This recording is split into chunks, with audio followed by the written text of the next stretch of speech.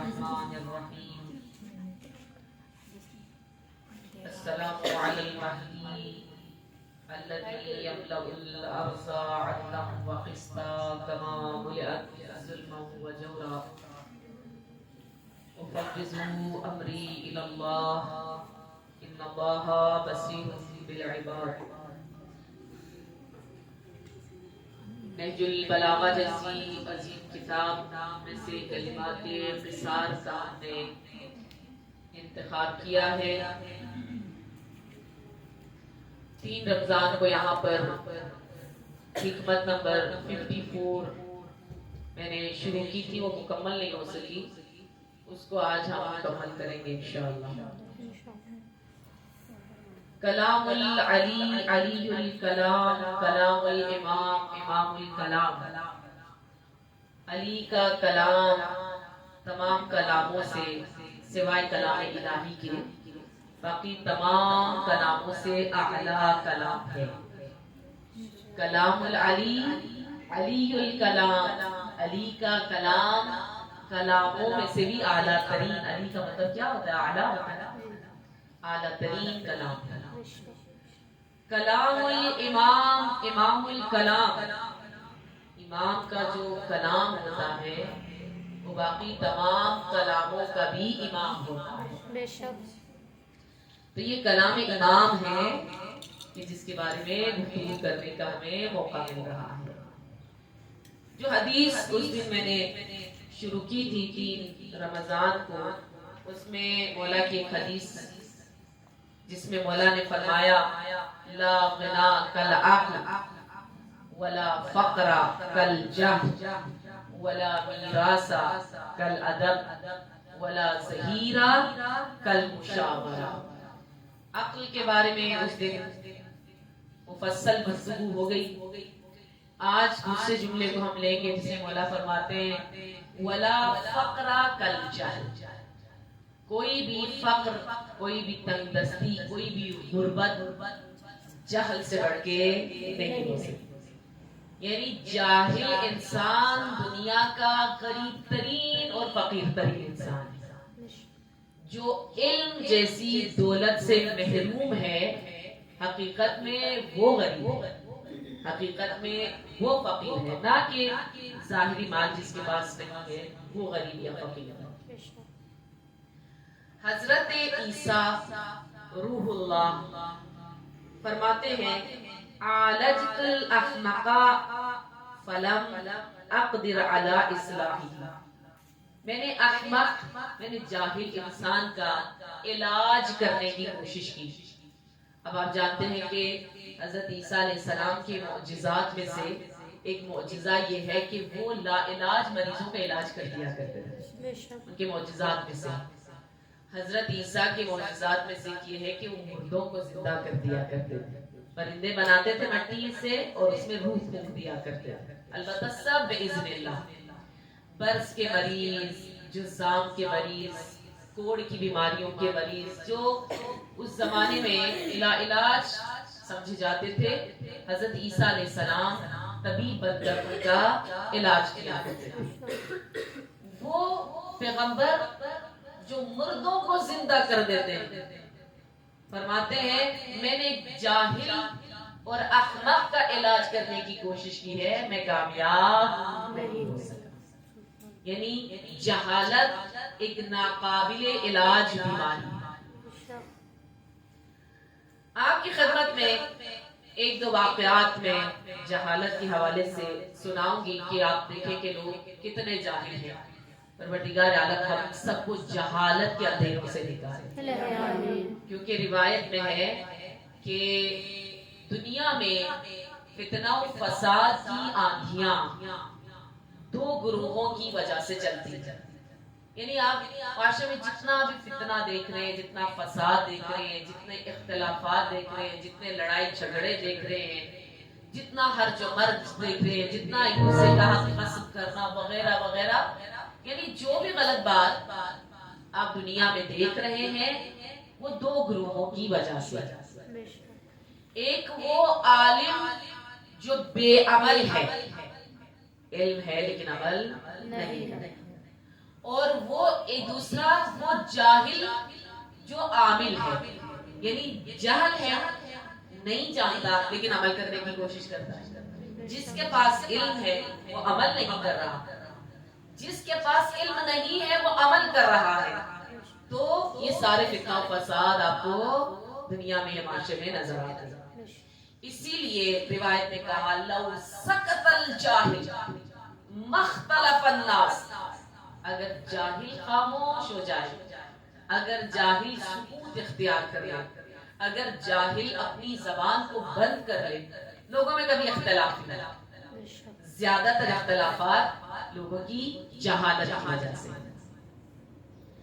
ایک شخص کے ہاں بیٹا پیدا ہوا، ایک دو واقعات تھوڑے سے مزاحیہ بھی ہیں تاکہ رمضان میں جن کو نیند آ رہی ہے ان کی ذرا نیند بھی ختم ہو جائے۔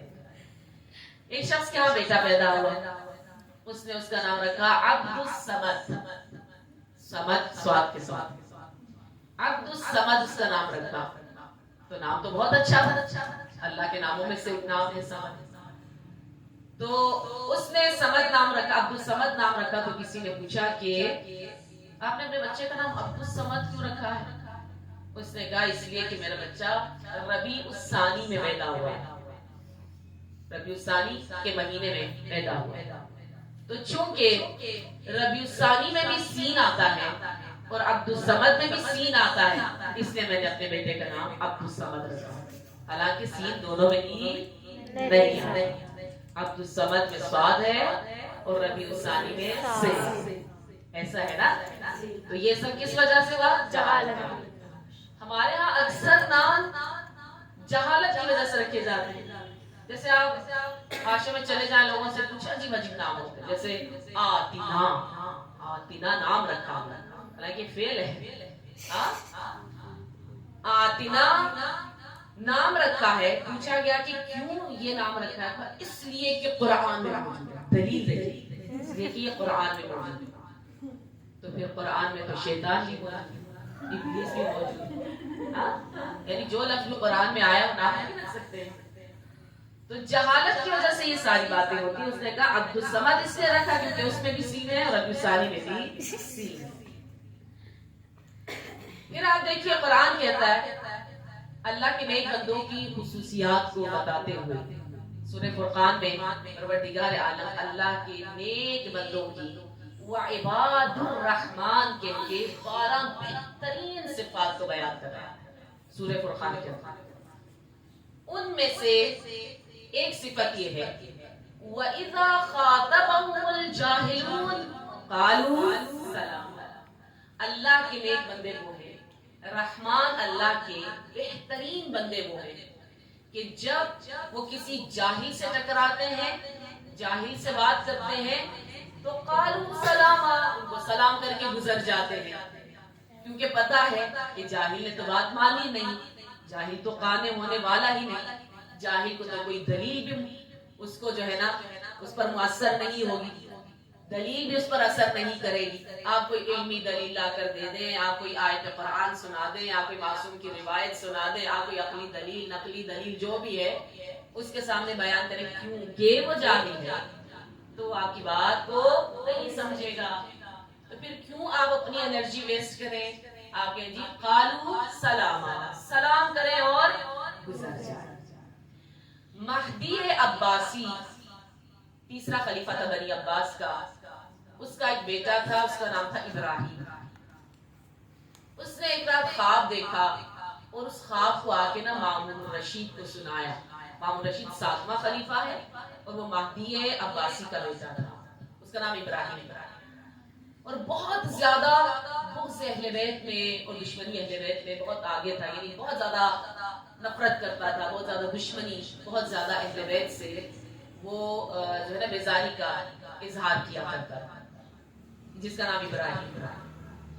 اب ایک رات میں خواب دیکھتا ہے اور مامون رشید کے پاس آتا ہے، کہا آج میں نے علی کو خواب میں دیکھا، میں اور علی ساتھ ساتھ چل رہے تھے، مولا علی علیہ السلام ساتھ ساتھ چل رہے تھے، ایک پل آیا تو مولا نے خود سے پہلے مجھے گزرنے کو کہا، یعنی پل تنگ تھا یا جو بھی تھا ایک فرد گزر سکتا تھا، تو علی نے مجھے مقدم کیا، خود پیچھے رہے اور مجھے آگے بھیج دیا۔ جب میں آگے آ گیا علی کی طرف مڑ کے دیکھا اور میں نے کہا کہ دیکھا میرا مقام زیادہ ہے اور آپ کی نسبت ہم لوگ جو ہے نا وہ خلافت کے یا حکومت کی زیادہ سزاوار ہیں، زیادہ حقدار ہیں. آپ میں وہ صلاحیتیں نہیں ہیں کہ آپ خلیفہ بن سکیں، آپ میں وہ صلاحیتیں نہیں ہیں کہ آپ تخت خلافت پر آ کر بیٹھ سکیں. یہ صلاحیتیں خدا نے ہمیں عطا کی.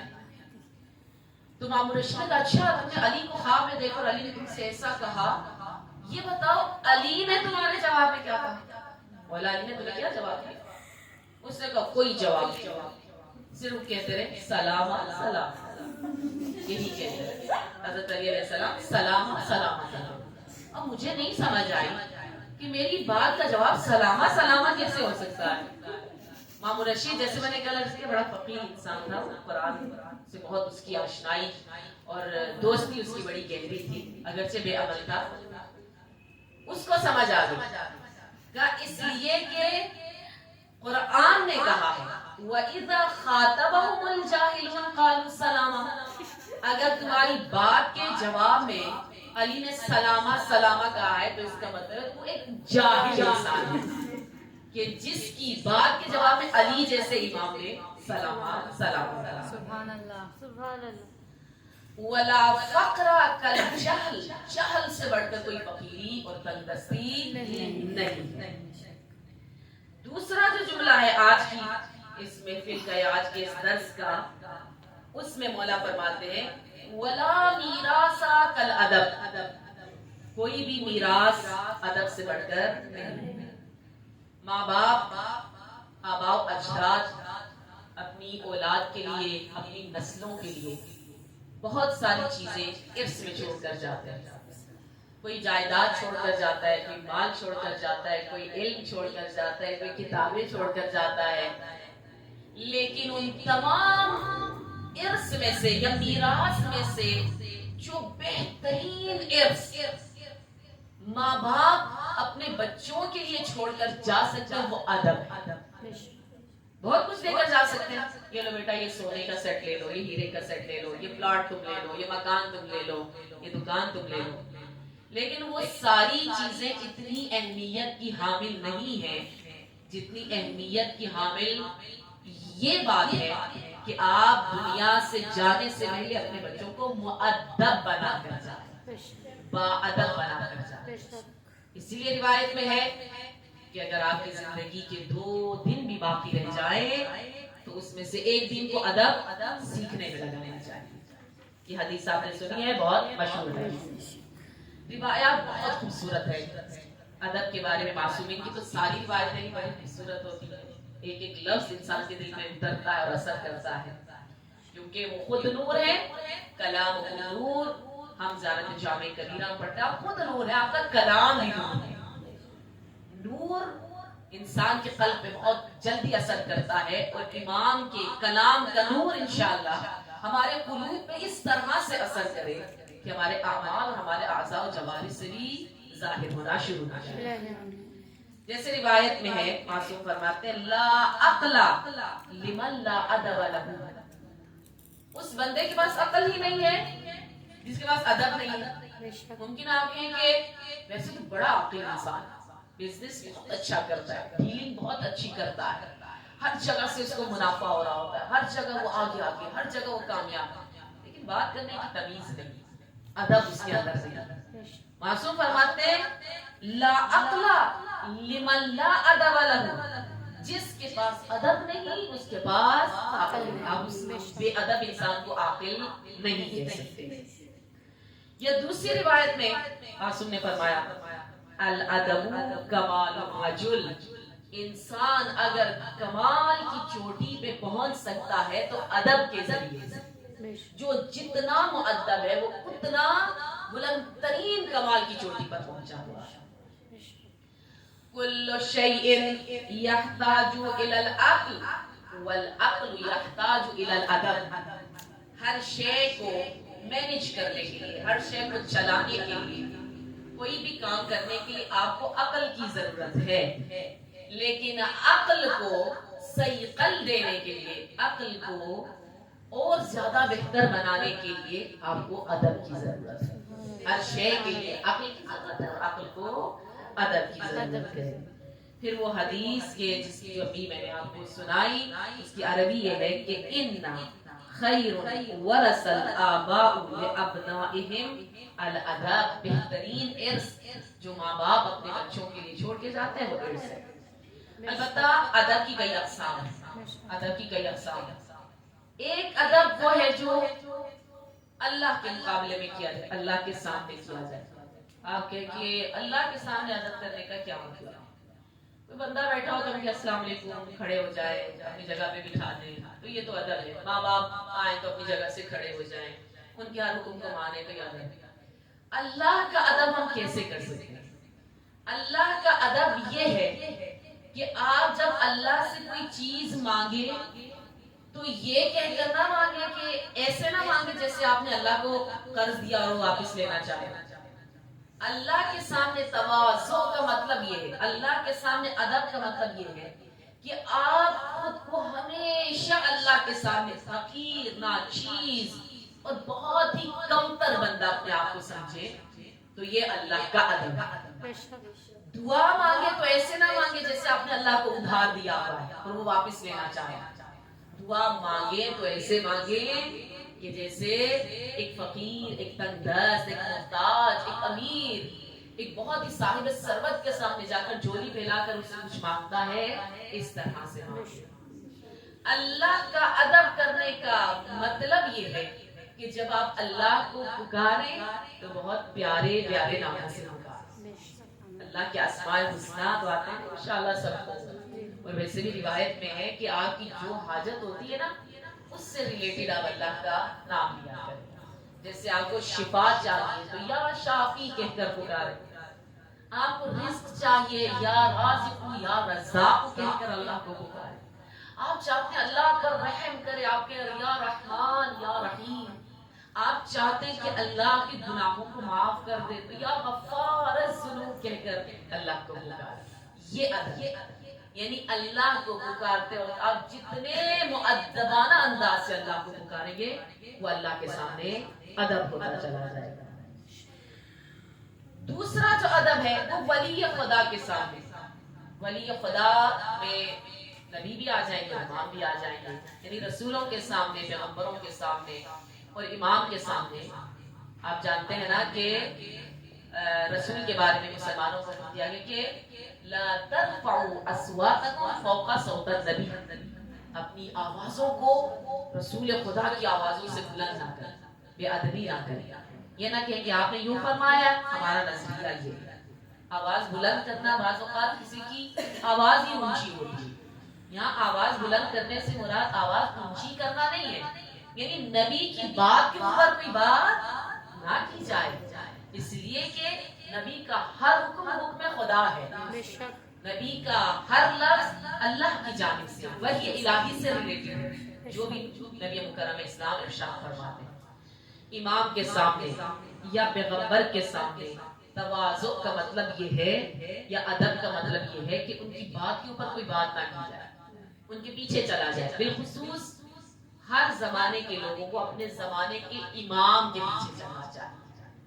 اکثر میں یہ بات بیان کرتی ہوں کہ روایت میں بھی ہے کہ آپ کی زندگی میں کوئی مشکل آ جائے تو آپ ہر معصوم سے متوسل ہو سکتے ہیں، لیکن بہتر یہ ہوتا ہے کہ آپ اپنے زمانے کے امام سے زیادہ توسل کریں، مشکل گھڑی میں ان کو پکاریں۔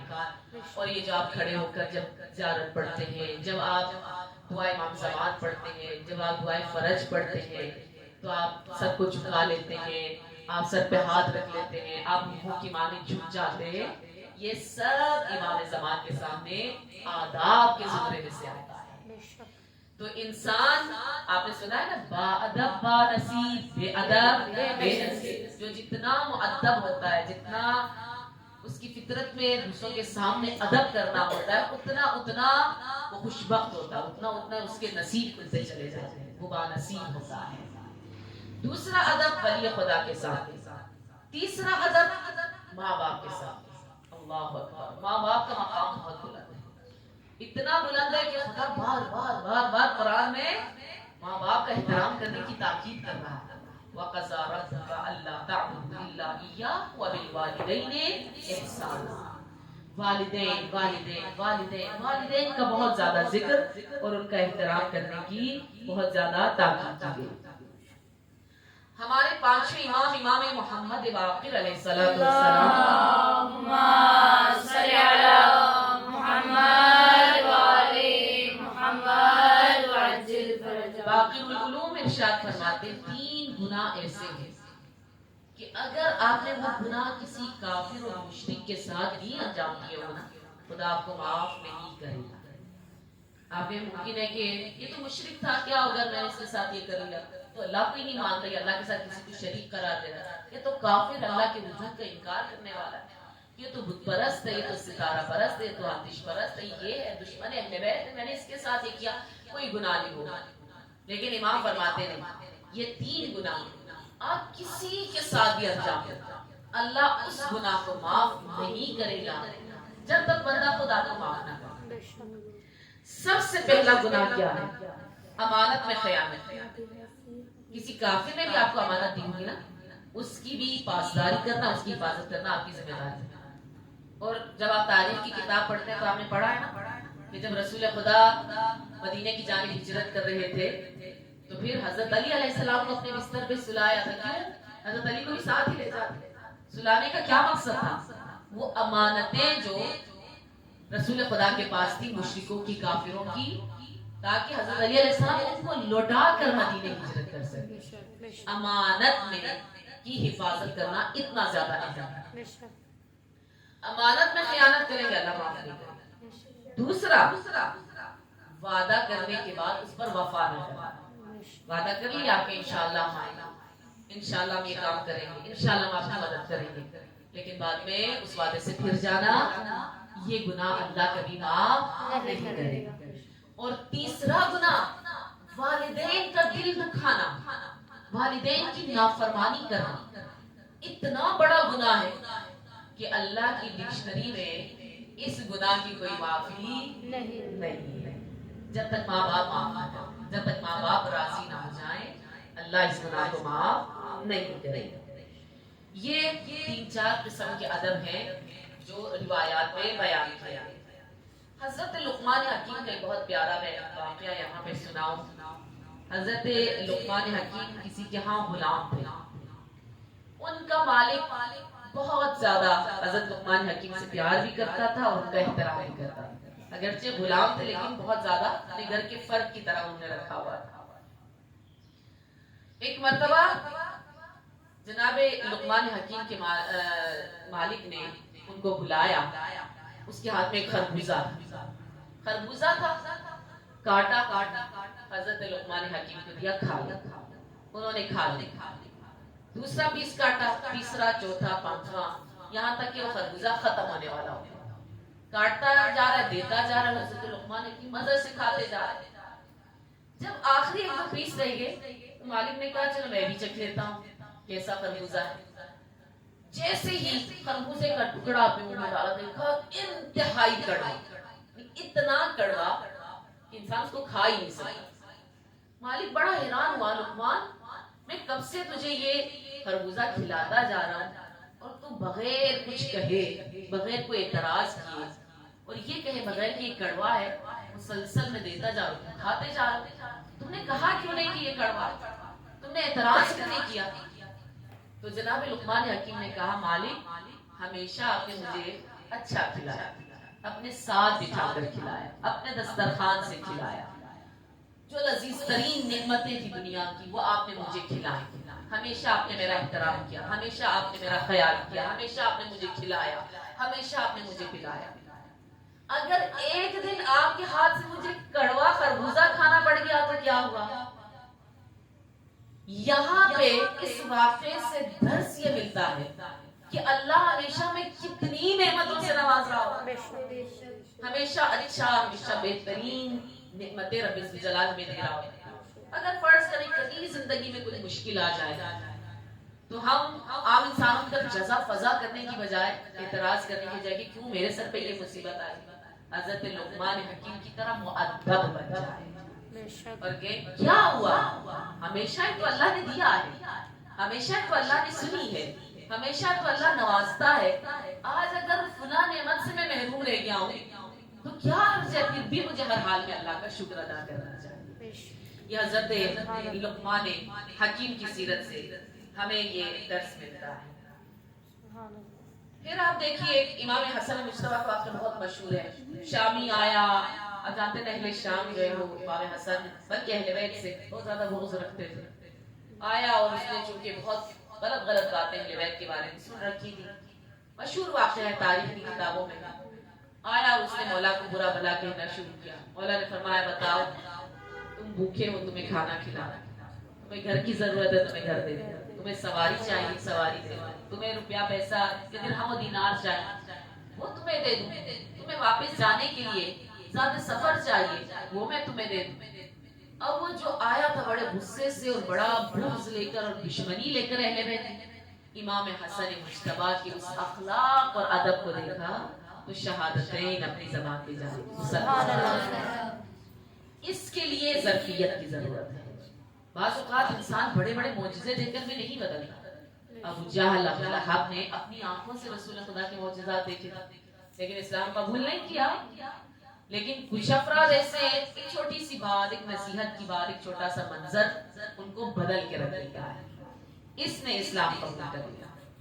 آخری جملہ میں بیان کر کے اس حدیث کا اختتام کی طرف آؤں کہ جہاں پر میرے مولا فرماتے ہیں لا ظہیرہ کالمشاورہ. ظہیر زہر جنب پشت کو کہا جاتا ہے. جیسے آپ مسائل میں سنتے ہیں نا، جب جناب علی اکبر کی شہادت ہوئی تو امام حسین علیہ السلام نے فرمایا الان انکسرا ظہر. علی اکبر آپ کی شہادت سے میری کمر ٹوٹ گئی ہے. ظہیر پشتیبان کو کہا جاتا ہے، زور کمر کو کہا جاتا ہے. مشاورہ مشورہ، دوسروں سے مشورہ حاصل کرنا، پوچھنا، کوئی بھی کام شروع کرنے سے پہلے بالخصوص اہل تجربہ اہل علم افراد سے مشورہ کرنا، یہ آپ کے لیے ایک پشتیبان کی مانند ہے، ایک زور کمر کی مانند ہے. یعنی آپ کو بہت زیادہ فائدہ دوسروں کے مشوروں سے مل سکتا ہے. اسی لیے روایت نے کہا کہ مشورہ وہ چیز ہے کہ جو آپ انتہائی مہنگی چیز کو بہت سستے داموں میں خرید لیتے ہیں. مشورہ لینا ایسا ہے. کیوں؟ اس لیے کہ جس کے پاس آپ مشورے کے لیے جاتے ہیں اس نے آپ کی بات کے لیے جو مشورہ دینا ہے نا، وہ سارا بہت طولانی تجربے سے حاصل کیا ہے. وہ سارا کچھ بہت کچھ خرچ ہوا ہے، بڑا عرصہ لگا، بڑی ہمت لگی ہے، بڑی طاقت لگی ہے، اور زندگی کے کئی سال گزارنے کے بعد آخر کار اس کو وہ تجربہ حاصل ہوا جس کا مشورہ وہ آپ کو دے رہا ہے. جیسے بیٹی کی شادی ہے، اس نے اپنی بیٹی کی شادی کی ہے، ایسے لوگوں میں کی ہے، ویسے لوگوں میں کی ہے، اچھا رہا برا رہا جو بھی ہے، بڑا خرچہ کیا ہے، بڑی زحمت اٹھائی ہے، اولاد کی جدائی ہے تقریباً، پھر بیٹی شادی ہو کے چلی جاتی ہے. وہ سارا اس نے بڑے زحمتوں سے اس تجربے کو حاصل کیا. آپ فرض کریں کوئی اور آپ کے والدین یا کوئی اور اپنی بیٹی کی شادی کرنا جاتے ہیں ان کے پاس. آپ اپنی بیٹیوں کی شادی کر چکے ہیں، 2 کی کرتی ہے، 3 کی کرتی ہے، 4 کی کرتی ہے. بتائیں ایسے لوگوں میں اپنی بیٹی دنیا میں دوں. اب اس نے بڑی زحمتوں سے وہ سارا تجربہ حاصل کیا، لیکن آپ کو بڑے سستے داموں ایک اچھا مشورہ دے رہا ہے. تو آپ مشورہ یعنی بہت مہنگی بہت قیمتی چیز کو سستے داموں میں خرید لینا ہے. پھر آپ دیکھیے سورہ آل عمران میں پروردگار عالم رسول خدا سے فرماتا ہے فَبِمَا رَحْمَةٍ مِّنَ اللَّهِ لِنْتَ لَهُمْ وَلَوْ كُنْتَ فَظًّا غَلِيظَ الْقَلْبِ لَانفَضُّوا مِنْ حَوْلِكَ فَاعْفُ عَنْهُمْ وَاسْتَغْفِرْ لَهُمْ وَشَاوِرْهُمْ فِي الْأَمْرِ فَإِذَا عَزَمْتَ فَتَوَكَّلْ عَلَى اللَّهِ إِنَّ اللَّهَ يُحِبُّ الْمُتَوَكِّلِينَ. سورہ آل عمران آیت نمبر 159. اس میں پروردگار عالم رسول خدا سے خطاب کر کے فرماتے ہیں کہ وَلَوْ كُنْتَ فَظًّا غَلِيظَ الْقَلْبِ، اے میرے حبیب اگر آپ سخت دل ہوتے، اگر آپ کا اخلاق اچھا نہ ہوتا، اگر آپ نرمی سے بات کرنے والے نہ ہوتے، لَانفَضُّوا مِنْ حَوْلِكَ، یہ سارے لوگ آپ کے اطراف میں سے بکھر جاتے. یعنی 23 سال کی قلیل مدت میں اگر رسول خدا نے اسلام جیسے دین کو دنیا میں پھیلایا تو اپنے اخلاق کی وجہ سے پھیلایا ہے. سبحان اللہ. آپ جانتے ہیں رسول خدا اخلاق مکارم اخلاق کے اعلیٰ ترین درجے پر فائز ہیں. تو یہاں پہ خدا کہہ رہا ہے کہ لو کنت فظا غلیظ القلب لانفضوا من حولک. اگر آپ غلیظ القلب ہوتے، سخت دل کے مالک ہوتے، اگر آپ نرمی سے بات کرنے والے نہ ہوتے، یہ سارے لوگ جو مسلمان ہو کر آپ کے اطراف میں موجود ہیں، یہ سب آپ کے اطراف سے بکھر جاتے ہیں. پھر پروردگار عالم فرماتا ہے فاعف عنہم. اگر کوئی گناہگار آپ کے پاس آ جاتا آپ اس کو معاف کریں. واستغفر لہم. آپ نہ صرف خود معاف کریں بلکہ اس کے لیے طلب استغفار کریں، یعنی اللہ سے بھی اس کی مغفرت کی دعا آپ مانگیں. وشاورہم فی الامر. اصل ہمارے موضوع سے ریلیٹڈ یہ والا چیز ہے. نبی فرماتے ہیں کہ پھر ان سے اپنے امور میں مشورہ کریں. اب انسان حیران ہو جاتا ہے رسول خدا تو خود عقل کل ہے، رسول خدا تو جو کام جو بات کرتے ہیں اللہ کی مرضی، اللہ کی اجازت، اللہ کے حکم سے کرتے ہیں، تو پھر انسانوں سے کیوں مشورہ لیں؟ وَشَاوِرْهُمْ فِي الْأَمْرِ. کہ میرے نبی جب آپ اپنے امور کو انجام دینے لگیں گے، جب اپنے کاموں کو انجام دینے لگیں گے، مسلمانوں سے مشورہ کریں. یعنی مشورے کی اہمیت اتنی زیادہ ہے کہ ہمارے نبی کو بھی مشورہ کرنے سے معاف نہیں رکھا گیا. ان کو بھی حکم دیا ہے کہ آپ بھی لوگوں سے اپنے امور میں مشورہ کریں. پھر احادیث بہت زیادہ ہیں. مولا علیہ السلام فرماتے ہیں بہترین مشورہ دینے والا وہ ہے جو خود کو دوسروں کے مشورے سے بے نیاز نہ سمجھے. جیسے آپ گئے کسی کے پاس مشورہ کرنے کے لیے، بہت اچھا مشورہ دینے والا ہے، وہ اچھا مشورہ دینے والا بھی اپنے کاموں میں دوسروں سے مشورہ کرے. بے نیاز نہ سمجھے کہ میں تو دوسروں کو مشورہ دیتا ہوں، مجھے کیا ضرورت ہے کسی سے پوچھنے. ایسا نہیں ہونا چاہیے. دوسری جگہ پہ مولا فرماتے ہیں عاقل دشمن سے مشورہ کر لو لیکن احمق دوست سے مشورہ نہ کرو. احمق دوست ہمیشہ آپ کو نقصان ہی دیتا ہے، جو بے وقوف دوست ہوتا ہے. آپ کا دشمن عاقل ہے، اس سے مشورہ کریں لیکن احمق سے کبھی بھی مشورہ نہ کریں. بخیل سے مشورہ نہ کریں، جو کنجوس ہوتا ہے اس سے مشورہ نہ کریں، کیونکہ وہ آپ کو خدمت خلق سے روک دے گا. آپ سے کچھ دینا چاہتے ہیں کہ نہ دو تمہارا مال کم ہو جائے گا. کسی کو کھانا کھلانا چاہتے ہیں کہتے ہیں نہ کھلاؤ تمہارا کھانا کم ہو جائے گا. لباس دینا چاہتے ہیں اتنا قیمتی لباس کیوں دے رہے ہو، خود پہنو. بخیل سے کبھی مشورہ نہ کریں، اس لیے کہ وہ آپ کو خدمت خلق سے روک دے گا.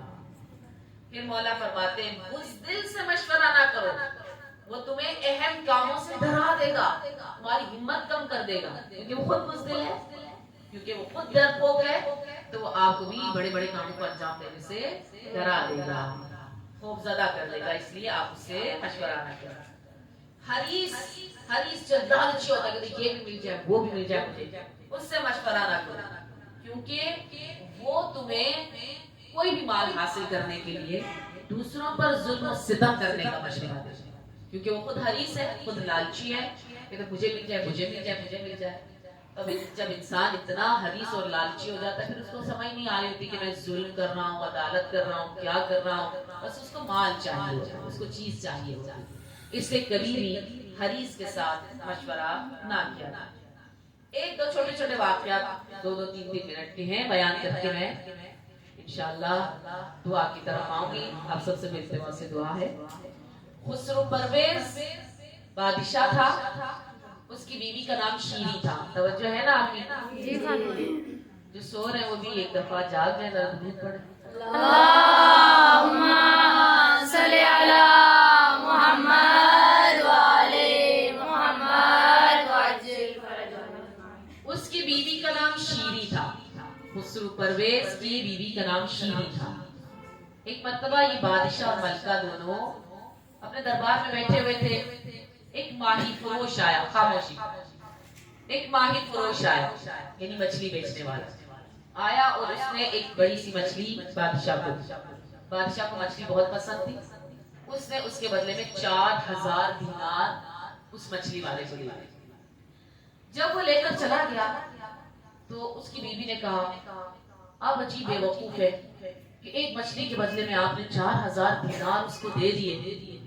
وہ بھی اپنے کارندوں کے سامنے جو آپ کے درباری ہیں، آپ کے وزیر ہیں، آپ کے مشیر ہیں، آپ کے کام کرنے والے ہیں، جو آپ کے تنخواہ دار ہیں، ان کے سامنے آپ اس کو 4000 دینار آپ نے دے دی۔ اب جب آپ اپنے ان درباریوں کو جب تنخواہیں دیں گے تو وہ کہیں گے کہ اتنے کم، اتنے تو بادشاہ ایک مچھلی والے کو دے دیتا ہے، تو ان کی نظر میں آپ کے دیے ہوئے پیسوں کی وہ اہمیت نہیں رہے گی، کیونکہ آپ نے ان کے سامنے صرف ایک مچھلی کے بدلے میں اتنا زیادہ نواز دیا۔ جب آپ ان کو دیں گے تو کہیں گے اس کی تو کوئی اہمیت ہی نہیں ہے، اس لیے کہ بادشاہ تو اتنا نوازنے والا کہ ایک مچھلی کے بدلے میں اتنا اتنا پیسہ دے دیتا ہے۔ خسرو پرویز سوچنے لگا، اس نے کہا اچھا میں کیا کروں، اب تو دے دیا، وہ جا رہا ہے۔ تو ملکہ نے کہا اس کو واپس بلائیں اور اس سے کہیں کہ یہ بتاؤ یہ مچھلی نر ہے یا مادہ؟ اگر اس نے کہا یہ نر ہے تو آپ کے مجھے تو مادہ چاہیے تھی، یہ تم واپس لے لو، ہمارے پیسے واپس کرو۔ اگر اس نے کہا یہ مادہ ہے تو آپ کے ہمیں تو نر چاہیے تھا، تو تب بھی آپ اس کو واپس کر دینا، آپ کے پیسے آپ کو واپس مل جائیں گے۔ کہا ٹھیک ہے۔ وہ آ گیا، مچھلی فروش آ گیا، تو بادشاہ نے پوچھا کہ بتاؤ یہ مچھلی نر ہے یا مادہ ہے؟ کہا نہ نر ہے نہ مادہ، وہ درمیان والی نسل۔ تو پھر بادشاہ نے 4000 درہم اور اس کو دے دیے۔ پہلے 4000 درہم کی وجہ سے ملکہ کو دل کے دورے پڑ رہے تھے، کہتی کیوں دیے کیوں دیے کیوں دیے، تو اب 4000 درہم اور دے دو۔